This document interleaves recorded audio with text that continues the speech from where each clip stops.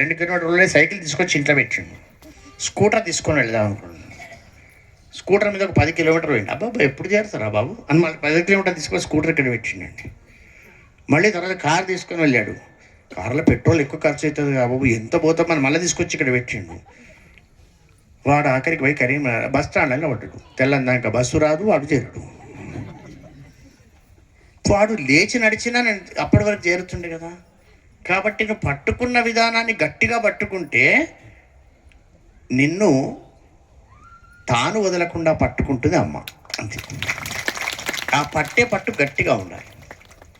శాఖా సంక్రమణం లేకుండా ఆ విధానాన్ని ఉన్నాం. అమ్మవారు కరుణించేదే కదా, నువ్వు ఎట్లయినా కరుణిస్తుంది. అమ్మవారు కరుణించే మాట వాస్తవమే. ప్రపంచములో అమ్మ అనే శబ్దానికి ఉన్నటువంటి విలువ ఇంకా దేనికి లేదు, ఇక ముందు రాదు. ప్రేమ అంటే అమ్మ, అమ్మ అంటే ప్రేమ. ఎప్పుడో కోపం వచ్చినప్పుడు తిట్టుకుంటుండొచ్చు, అది వేరు. కానీ ఎవరినైనా సరే ఎంత తిట్టినా చివరికి అనేమని తిడితే భోజనం చేసిపోమనే మాట అనేది అమ్మ. అంతే. లాస్ట్ ఎంత కోపం ఉన్నా సరే అత్తాకోడలు కొట్లాడుకుంటారు, ఈ సహజంగా ఇంటికి వచ్చిన అల్లుని తోడు కొట్లాడతారు, ఇవన్నీ చేస్తారు. కానీ లాస్ట్కి భోజనం అయితే కానీ అన్నం తినంటారంటే ఆఖరికి, మన భాషలో చెప్పాలంటే. కాబట్టి ఇంతటి వ్యవహారంలో కూడా తన హృదయాన్ని బయటపెట్టేటువంటి గొప్ప శక్తి తల్లి మాత్రమే. అటువంటి తల్లి అనేక రకాలుగా మనను పోషిస్తున్నది. ఆమె దృష్టి లేకపోతే ఏది జరగదు. అట్లా అని అమ్మను తేలికగా అంచనా వేస్తే మాత్రం కుదరదు. ఆమె ఆబాల గోప విదిత.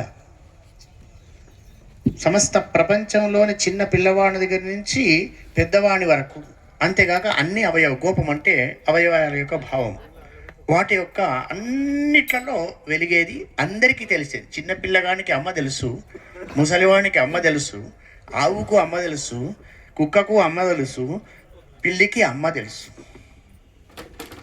ఎవరి అమ్మ వాళ్ళకు తెలుసు. అమ్మ ప్రేమ అందరికీ తెలుసు.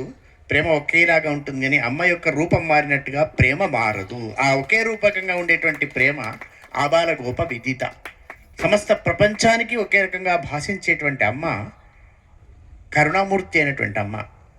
నువ్వు అర్ధరాత్రి అపరాత్రి వస్తే అమ్మ ఏమడుగుతుంది మొదలు? అన్నం తిన్నవా? నువ్వు ఫోన్ చేసి నేను వస్తలేను అని చెప్తే రాకపోతే అన్నం తిన్నవా? మొట్టమొదటి ప్రశ్న వేసేది తిన్నవా. నువ్వు మాత్రం అమ్మ నేను రేపు వస్తున్నా అని చెప్తావు, నువ్వు తిన్నావా అని అడగవు. బాగా చూడండి ఒకసారి మరి. ఇది మన వ్యత్యాసం, అమ్మకు మనకున్న వ్యత్యాసం. అటువంటి అమ్మ అందరికీ విదితమయ్యేటువంటి అమ్మ, అందరినీ ప్రేమగా లాలించే అమ్మ అమాయకురాలు మాత్రం కాదు. బాగా జ్ఞాపకం ఉంచుకోండి. అమ్మకు కోపము రాదు. మన ఇంట్లో 2 పదార్థాలు ఉంటాయి కదా, అమ్మ నాన్న అనే 2 పదార్థాలు. ఈ పదార్థాలు చాలా వెరైటీగా ఉంటాయి ఇంట్లో. అమ్మ ఉంటుంది, ఇష్టం వచ్చినట్టు కోపం వస్తుంది ఆమెకు. చీపురు గట్ట పట్టుకొని, పూర్వకాలంలో ఉండేవి ఇంట్లో బ్రూమ్స్, చీపురు గట్ట పట్టుకొని పరిగెత్తుకొస్తుంది. వచ్చిన తర్వాత వీడు నవ్వుతుంటాడు, అమ్మ కొట్టదని తెలుసు వీడికి. అయినా సరే చీపురు గట్ట పట్టి లావటి చీపురు గట్ట పక్కకు వారేసి చేయితోటి కొట్టినట్టు చేసి ఇట్లా కొట్టి మళ్ళీ వంటింట్లోకి పోయి పొయ్యి దగ్గరికి వెళ్ళి పాపపు చేతులు అని కొట్టిన కదా అని కళ్ళు నలుపుకుంటుంది మన అమ్మ. అమ్మ యొక్క దయార్ద్ర హృదయం అట్లా ఉంటుంది.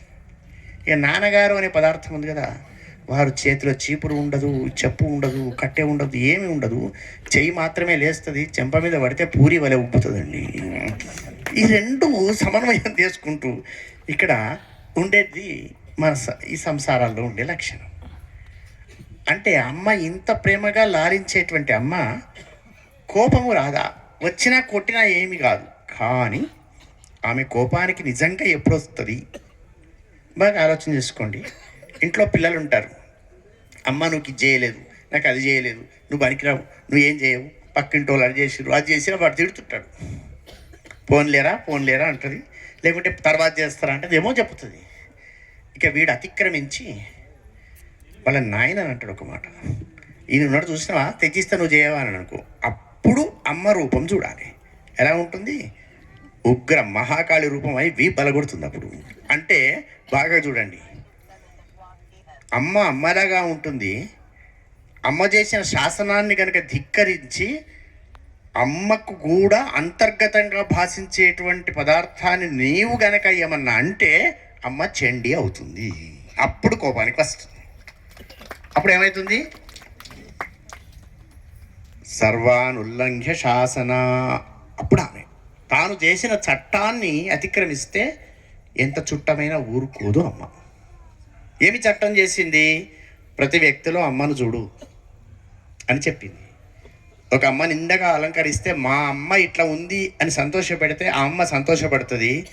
అమ్మను వేరే దృష్టితో చూస్తే ఆమె మహాకాళి అవుతుంది, తలకాయ తీసి పక్కకు పెడుతుంది. ఇది బాగా జ్ఞాపకం ఉంచుకోవాలి. అమ్మ చేసేటువంటి పని. అమ్మ దగ్గర 2 లక్షణాలు కనపడ్డాయి ఇక్కడ. తప్పు చేస్తే ఓర్చుకోదు, తప్పకుండా భోజనం పెడుతుంది. ఈ 2 అమ్మ దగ్గర ఉన్నటువంటి లక్షణాలు. అటువంటి అమ్మను పూజిస్తున్నాం. రోజు రోజు ఒక్కొక్క రకమైనటువంటి హవనాలు, మంత్రాలు. ఆ మంత్ర విభాగము, హవన విభాగం నేను చదువుకోలేదు. చదువుకున్న వాళ్ళు ఆ విషయం మాట్లాడతారు. దానిలో ఉన్నటువంటి విధానంగా పూజ చేసుకోవడం, చక్రార్చన చేయడం, ఇవన్నీ రకరకాల విధానాల్లో ఉంది. నామాల్లో బిందు తర్పణ సంతుష్ట అనే ఒకటి నామం ఉంది. లలితా సహస్రనామాల్లో బిందు తర్పణ సంతుష్ట అని ఉంటుంది. ఈ బిందు తర్పణ సంతుష్ట అంటే నెత్తి మీద నీళ్ళ చుక్కలు పోస్తే తృప్తి పడుతుందా? మనం పుష్పంతో వేసేటువంటి తర్పణంతో తృప్తి పడుతుందా అమ్మ? అది తృప్తిలోని ఒక భాగమే. విఠాల చంద్రమౌళి శాస్త్రి గారు ఒక పద్యం రాశారు. పులకల్ మైజలు వార నేత్రముల సమ్మోదాస్త్రువుల్ మీర కుస్థలి నైశ్చల్యము చేర అని. అంటే అమ్మ పేరు చెప్పితే, అమ్మ పూజ చేస్తే దేహం పులకించిపోతూ కళ్ళలో నుండి అమ్మ కూడా కనపడకుండా అమ్మ మాత్రమే కనపడేటట్టుగా ఆనందపరమైనటువంటి బాష్పాలతో ఒక్కొక్క చుక్క కింద నీళ్లు పడుతుంటే అప్పుడు బిందు తర్పణ సంతుష్ట. అవి బిందు తర్పణ. ఇక అట్లని వంటింట్లోకి వెళ్ళి కొంచెమని మిరియాలు తెచ్చుకొని ఇక పూసుకుంటే బిందువులు మావస్తాయి. సంతుష్టం కాదు, సమృష్ట అవుతుంది. ఉన్న మిరియాలని ఒడగొట్టిన ఎవరను బడవా అని తిడుతుందండి. కాబట్టి అమ్మ ఎటువంటిది? నీ బిందు తర్పణ సంతుష్ట కరెక్టే. ఆమె ఎటువంటిది? భావన మాత్ర సంతుష్ట హృదయ. నీ భావనలో ఎటువంటిది ఉందో చూసిన తర్వాత ఆమె సంతోష. భావన మాత్ర సంతుష్ట హృదయ అంటే అర్థవత్ సమాస. మన భావనలో చూసి కూడా ఆమె సంతోషపడుతుందని అర్థం. ఆమె భావనలో ఉన్నట్టుగా నువ్వు ఉంటే సంతోషపడుతుంది ఆమె. ఆ విధంగా సంతోషపడేటువంటి అమ్మ మనకిక్కడ ఈ నిత్య యాగంలో తిథి నిత్యాయాగం, ఇది గొప్పనైనటువంటి ఒక మహత్తరమైనటువంటి ఒక ప్రయోగం లాంటిది. ప్రయోగం అంటే బాణావతులు కాదు. అసలు ప్రయోగం అంటే ఒక ప్రాక్టికల్గా చేసేటువంటి పూజ, ఒక విధానాన్ని కొత్తగా చూపించడం అని అర్థం. నా అభిప్రాయం ఒక విధానాన్ని ఇది అక్కడ అంతా ఉన్నది, రాసి ఉంది. రాసి ఉన్నంత మాత్రాన కాదు కదా, అది మనం చేసి చూస్తున్నాం, దాన్ని అర్థం చేసుకుంటున్నాం. ఇప్పుడు చెబుతున్నాం అంతా కూడా నీళ్ళు అంటే ఏమిటి, నీళ్ళు అంటే ఏమిటి అంటే మనమే ఉంటాం. నీళ్ళు అంటే నీళ్ళు, ఆపోవా ఇదకం సర్వం విశ్వభూతాన్యాపహ అని వెళ్ళి చెప్తారు. సమస్తం నీళ్లు. కానీ ప్రాక్టికల్గా నీళ్ళు అంటే ఏమిటి అంటే చెప్పంటే మనం చెప్పలేము. ఫిజిక్స్ చదువుకున్నాం అనుకో, కెమిస్ట్రీ చదువుకున్నాం అనుకో, నీళ్ళు అంటే ఏమిటి అంటే H2O అండి అంటారు. Hydrogen plus water gives rise H2O, that is water అని చెప్తారు. అప్పుడు చెప్పినంత మాత్రాన సంతోషపడతామా? ల్యాబొరేటరీకి వెళ్ళడం, అవునా, పిప్పెట్టు బ్యూరెట్టు తీసుకోవడం, గున్సన్ వంద కింద పెట్టడం, అవన్నీ కలపడం, ఇచ్చిన తర్వాత అప్పుడు 2 కలపగానే అప్పు నీళ్లుగా అయినాయి కదా అని అప్పుడు ఆ చెప్పిన దానికి ఇక్కడ రూఢి అయితే మనం సంతోషపడ్డాం. అదేవిధంగా పుస్తకాల్లో రాసి ఋషులు మస్తకాల నుంచి పుస్తకాలకు తీసుకొని మన మస్తకాల్లోకి ఎక్కరిచ్చిన దాన్ని సమస్తము భగవంతునికి అర్పణ చేస్తూ ఉన్నటువంటి యాగము ఈ నిత్యయాగం. దాన్ని అందరికీ చేసి చూపిస్తూ మరి చక్కటి సంకల్పం చేశారు యజమాని దంపతులు.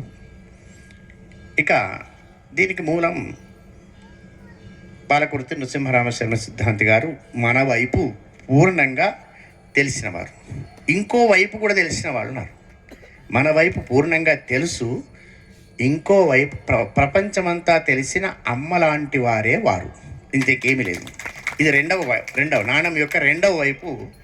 ప్రపంచమంతా తెలిసిన అమ్మకు నృసింహరామ సిద్ధాంతికి తేడా లేదు.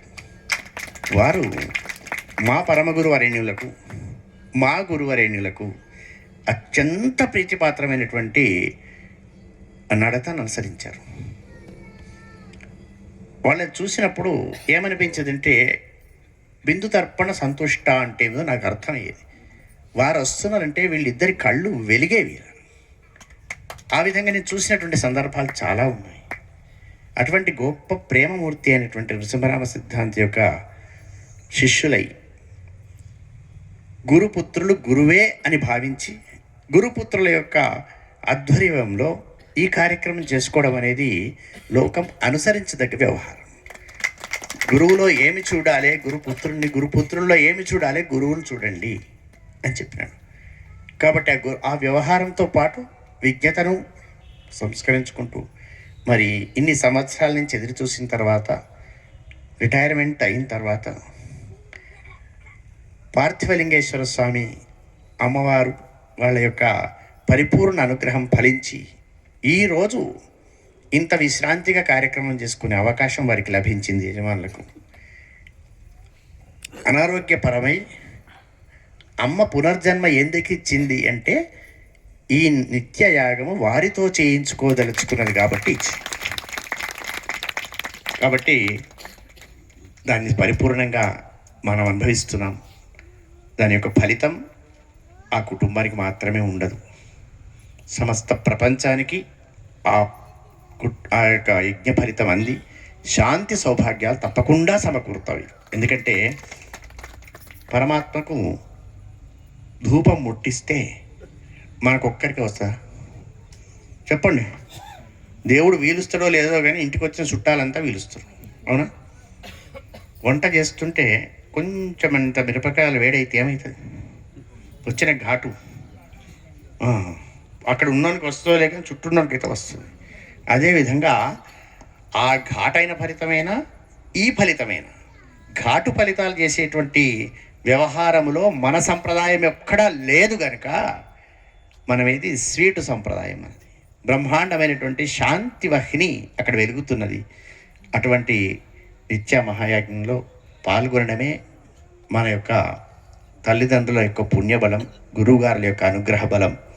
మరి యాగం పరిపూర్ణంగా చేసుకుంటూ ప్రశాంతమైన జీవితం గడపాలి. ప్రశాంతం అంటే ఎక్కడనూ లేదు, అది బయట నుంచి రాదు. మనము తెచ్చుకుంటే వచ్చేదే ప్రశాంతత. మనము దేనికోసం పాకులాడకుండా ఉన్నట్టే ఉంటాం, కానీ పాకులాడతాం, ఇంత ఏమి లేదు ఉన్నట్టే ఉంటాం. అది కానీ అక్కడ ఉండాలి, అన్నట్టే ఉన్నది, అక్కడ ఉన్నదట. కాబట్టి ప్రతిదీ కావాలి మనకు. చూడండి, మీ ఫోన్లో ఎన్ని యాప్లు ఉన్నాయి, అవసరమా? కానీ దేంట్లో ఏముందో ఏం లేదే, మళ్ళీ అక్కడ చెప్తారు పక్కలు ఏం లేదని చెప్తే ఎందుకు పట్టుకున్నాం ఆలోచించండి. కాబట్టి దేంట్లో ఏమీ లేదని తెలిసిన అన్నీ చూడాలనే అభిప్రాయంతో ఉండే విభిన్న మనస్తత్వం ఉన్న మనకు అమ్మవారు ఒక్కరే ఏకంగా కనపడేటువంటి దృఢమైనటువంటి శక్తిని ఇస్తుంది. ఆమెనే శాంతిని సమకూరుస్తుంది. కాబట్టి ఒకే దగ్గర కేంద్రీకృతమైనటువంటి మనస్సు ఉంటే శాంతి లభిస్తుంది. సందేహ డోలతో శాంతి లభించదు. సంశయాత్మ వినశ్యతి. కాబట్టి ఆ సంశయం లేకుండా ఉండాలి. మరి అమ్మవారి యొక్క శక్తి గురించి చెప్పాల్సింది ఏం లేదు. ఒక సన్ రైజ్ అంటే సూర్యకిరణాలు డిఫ్యూజన్ స్టేజ్లో ఉన్నప్పుడు, అంటే విస్తరించి ఉన్నప్పుడు మామూలుగా ఎండ కొడుతుంది. కానీ ఆ యొక్క విస్తరించి ఉన్నటువంటి సన్ రేస్ని తీసుకొని ఒక లెన్స్ ద్వారా పంపిస్తే, ఒక భూతద్దం ద్వారా పంపిస్తే ఏమవుతుంది? చిన్నప్పుడు ఆడుకునేవాళ్ళం, కింద ఉన్న గడ్డిపోచలు గాలిపోతాయి. అంటే విస్తృతమైన స్థాయిలో మామూలుగా కనపడేటువంటిది అతులం తత్ర తత్తేజ సర్వదేవ శరీరజం ఏకస్థం తదభూన్నారి వ్యాప్తలోక త్రయం త్విష అని సప్తశతి మంత్రాల్లో ఉండరు, అంతే అక్కడ ఉంది.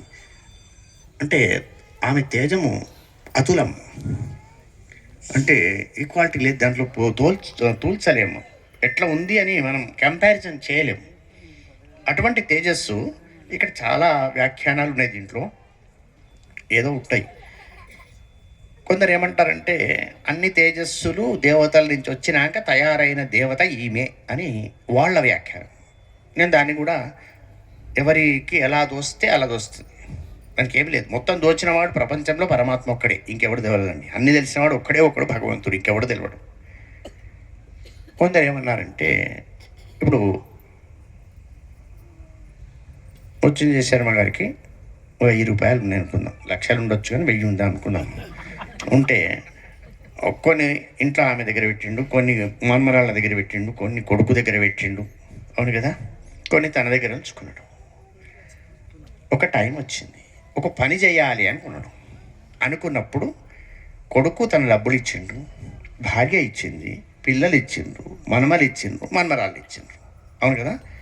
ఇప్పుడు వాళ్ళు ఇచ్చిన డబ్బుతోటి ఈయన చేస్తుండా, ఈయన డబ్బులు వాళ్ళ దగ్గర నుంచి వచ్చినాయా చెప్పండి ఒకసారి. ఇగో ఇదే అమ్మవారి లక్షణం అండి. ఏమీ లేదు, తన దగ్గర ఉన్న శక్తి అన్ని దేవతల దగ్గర పెట్టింది, ఆ శక్తులన్నీ ఒక దగ్గర తీసుకొని తను పని చేసింది, ఇంత ఏమీ లేదు. కాబట్టి అందరి దగ్గర ఎందుకు పెట్టింది, ఎవరి అవసరం ఉంటే వానికి అప్పుడు నడిచిపోవాలి. అందుకని అమ్మ ఇన్ని రకాలుగా 33 కోట్ల దేవతలను సృష్టించి ఎందుకు పెట్టింది అంటే అందరి దగ్గరికి ఒకసారి ఎవరికి ఎక్కడ తోస్తే వాడు అక్కడ. ఆ విధంగా ఉండడం కోసం తన శక్తి నిక్షిప్తం చేసి విశిష్ట కార్యాల కోసం ఆ శక్తిని ఒకసారి కేంద్రీకరింపజేసుకొని తాను వ్యాప్తలోకత్రయం దృశ సమస్త ప్రపంచంలో ఉన్నటువంటి దుష్టత్వాన్ని సంహరించేందుకు కోసం ఆవిర్భవించినటువంటి జగన్మాత కరుణ వల్ల లోకం సుభిక్షంగా ఉండి మీలో ఉన్నటువంటి ఏదైనా అశుభ్రత ఉంటే, అశుభ్రత అంటే బట్టలు తుక్కోకుండా ఉండేది, స్నానం చేసే ఉండేది కాదు, మనోమాలిన్యమే ఆ పరిశుభ్రత. ఆ మనోమాలిన్యం పోవాలి. ఇంత అమ్మవారి యాగానికి వచ్చినాం కదా, మనకందరికీ పుణ్యం వస్తుందా అని ప్రశ్న వేసుకుంటే వస్తుంది, కానీ దానికి తప్పనిసరిగా ఒక కొలమానం ఉంది.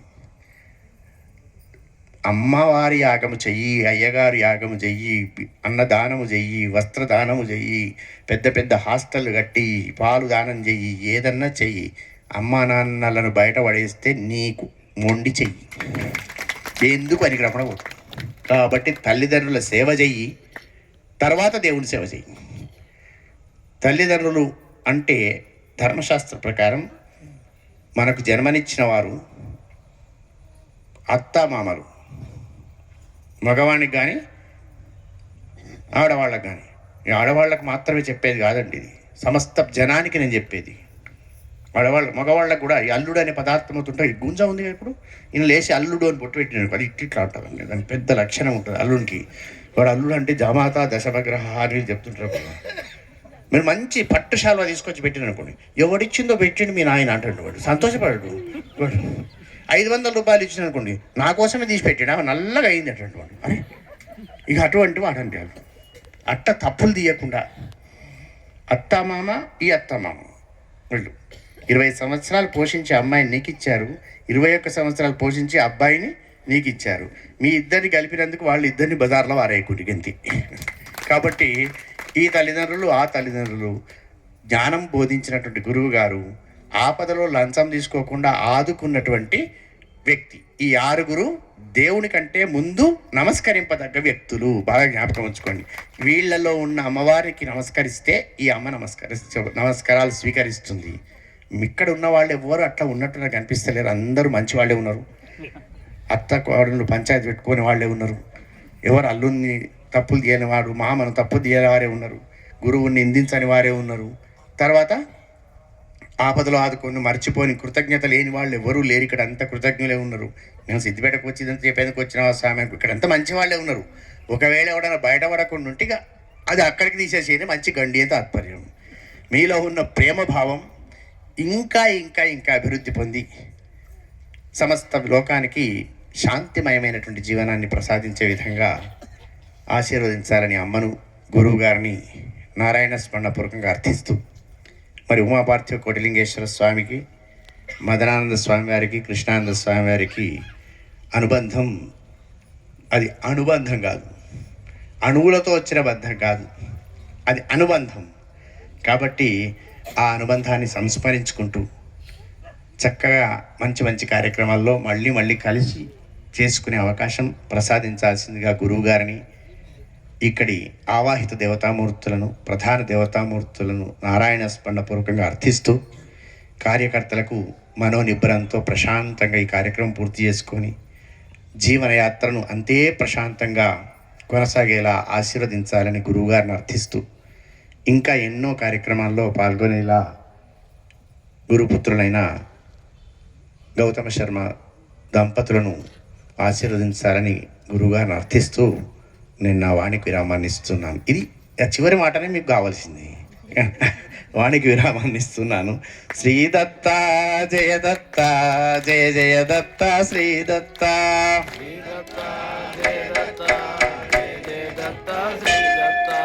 శ్రీదత్త జయదత్త